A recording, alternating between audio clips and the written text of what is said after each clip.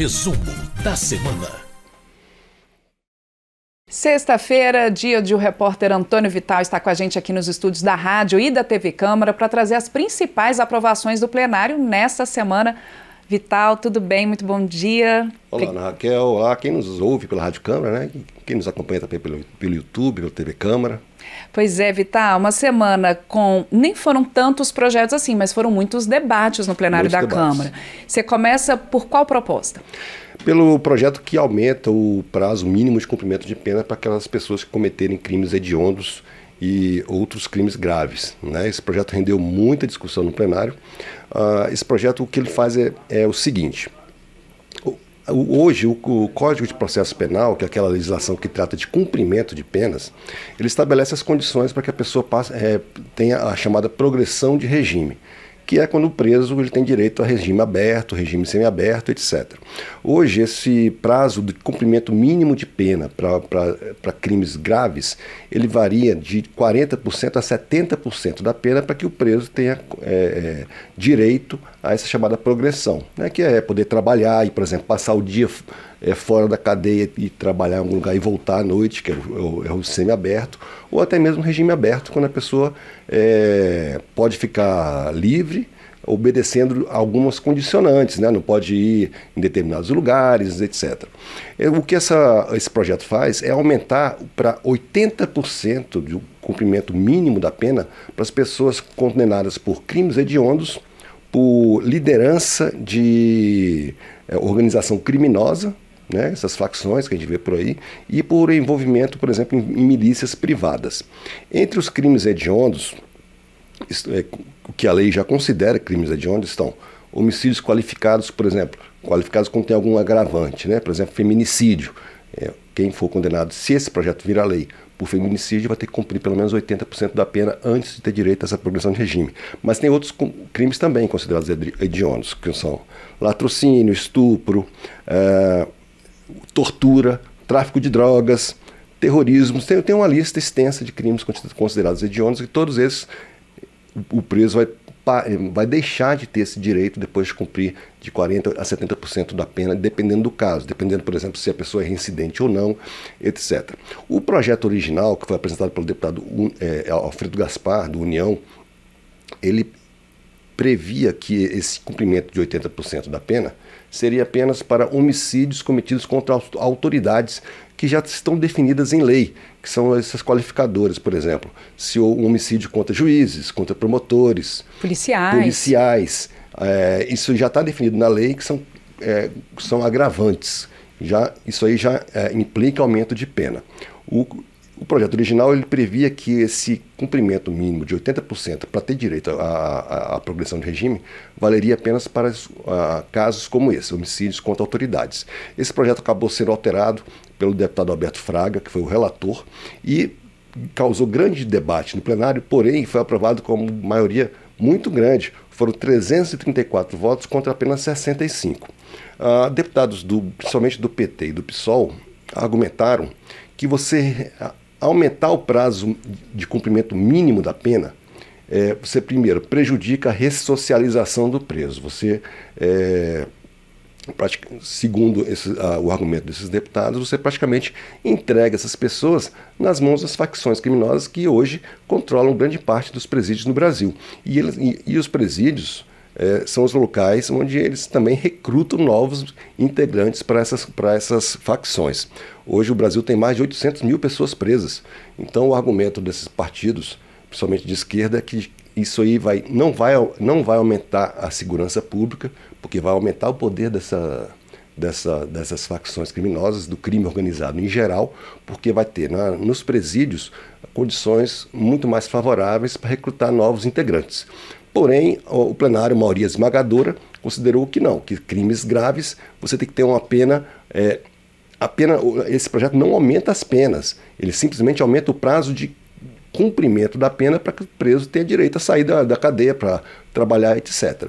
Enfim, esse projeto foi aprovado com essa maioria toda, apesar dessa discussão, e seguiu para o Senado. Pois é, Vital, e aí a gente teve também a aprovação de uma outra proposta que é da economia do cuidado, para que o IBGE possa medir o que significa essa economia do cuidado? E o que significa, Vital? Bom, a economia do cuidado é todo mundo que já em casa mesmo você já tem... É uma coisa que é tão arraigada na nossa cultura que você nem nota que, por exemplo... Às vezes nem percebe, nem pensa sobre isso. Nem pensa sobre isso, que é o quê? A pessoa, por exemplo, a dona de casa, que ela não tem um trabalho formal, porém ela cozinha, ela arruma a casa, ela cuida de criança, ela cuida de idosos, né? Ela cuida de pessoas doentes da família, inclusive de vizinhos. E normalmente são mulheres. 80% mulheres, de acordo com um estudo da Universidade Federal Fluminense. Agora, esse trabalho, que é um trabalho não remunerado e praticamente invisível, né? A não ser para as pessoas que, se você for parar para pensar, se você olhar em volta, é uma coisa muito comum na casa de todo mundo, que tem alguém que desempenha esse tipo de função, que não é remunerada e não entra em qualquer tipo de estatística quando você vai avaliar a economia do país. Então esse projeto, ele faz com que essa economia do cuidado, que se chama, né, que toda essa lista que eu falei, ela seja contabilizada com uma conta específica no Sistema Nacional de Contas. O que é o Sistema Nacional de Contas?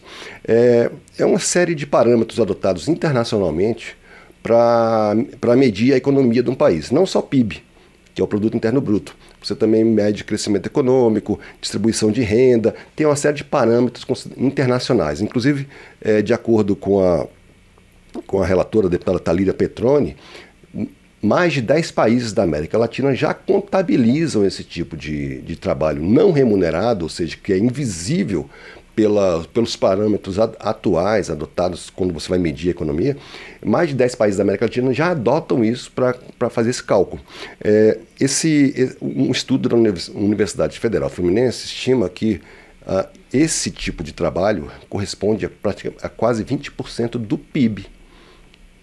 Mas só que ele não aparece nas estatísticas, ele não aparece em qualquer tipo de avaliação da economia. O que esse projeto faz, esse projeto foi apresentado pela deputada Luziane Lins, fazer com que isso entre nas estatísticas de alguma maneira. Agora, não para o PIB, né? Houve um ajuste ali no plenário durante a discussão, inclusive por alguns parlamentares de oposição, para que não entre, vai ser medido, mas que não entre na conta do Produto Interno Bruto, né, dessa medida das riquezas do país.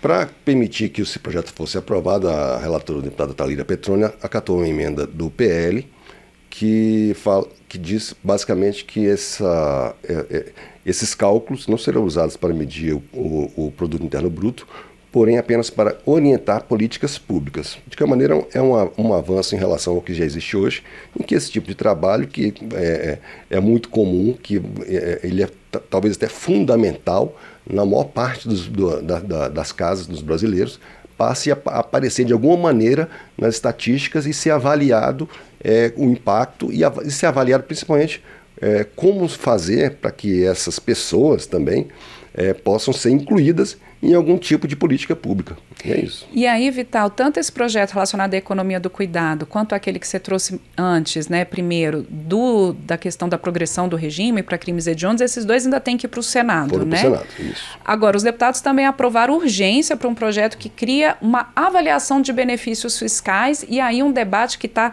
colocado já há algumas semanas aqui no Congresso sobre contas fiscais, equilíbrio fiscal. Isso. Como é que esse projeto se insere nesse debate, nessa discussão, Vital? Esse projeto ele já foi aprovado recentemente pelo Senado. Ele, na verdade, ele tem origem no Senado, foi apresentado, e ele é muito antigo, já tem mais de 20 anos, pelo senador Espiridião Amin. O que esse projeto faz é estabelecer alguns parâmetros para você avaliar o impacto de benefícios fiscais concedidos a empresas. Hoje, de acordo com o governo, esses benefícios fiscais, com esses benefícios fiscais, o governo deixa de arrecadar entre 600 e 800 bilhões de reais por ano, com benefícios concedidos a vários setores da economia. Só que não existe hoje uma legislação que obriga uma avaliação do custo-benefício dessa redução de impostos, que é uma coisa muito comum. Por exemplo, uma empresa vai instalar uma fábrica em determinado lugar, e aí essa empresa, dependendo do ramo da economia, consegue pagar menos impostos durante X anos para poder compensar esse investimento que será feito com a premissa de que isso vai gerar empregos, de que isso vai gerar desenvolvimento da região, que vai diminuir as desigualdades regionais, etc. Só que na prática não existe essa avaliação. E o que esse projeto faz é criar essa avaliação. Esse projeto não acaba com nenhum tipo de benefício fiscal já concedido, porém ele estabelece que regularmente será feita uma avaliação com base em alguns critérios, né? Esses critérios, por exemplo, vão calcular o impacto econômico, social e ambiental desse investimento. Vão calcular o impacto dessa renúncia fiscal, por exemplo, nas desigualdades regionais. E aí vai se colocar uma série de quesitos, né, que pode incluir inclusive a geração de empregos, para que o governo possa saber se aquele benefício fiscal, ou seja, a renúncia fiscal que é representada por aquela empresa, se vale a pena ser mantido, né? Ou seja, se não estiver criando emprego, se não estiver diminuindo a desigualdade regional, se não estiver promovendo nenhum tipo de crescimento da economia e apenas aumentando o lucro da empresa, por exemplo, esse benefício pode vir a ser cortado.